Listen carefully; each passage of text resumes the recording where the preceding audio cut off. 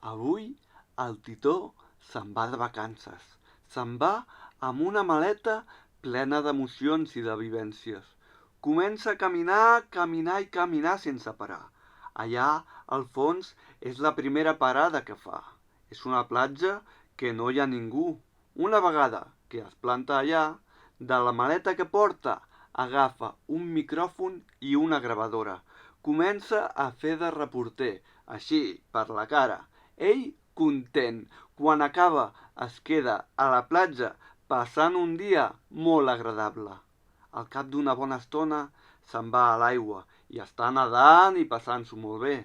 Està hores i hores sense sortir, tantes hores que arriba a l'alta mar i veu taurons i es fa amic d'ells, puja sobre d'un d'ells i viatgen junts amb la seva maleta. Passa hores i hores amb ell en el mar. Arriben a una illa deserta on no hi ha ningú. El Titó, en un moment, diu: és el millor que m'ha passat, unes vacances, les millors vacances que he tingut. Una vegada que arriba, deixa les coses i segueix fent de reporter. És el millor que fa i li agrada molt. El mateix dia ja torna cap a casa.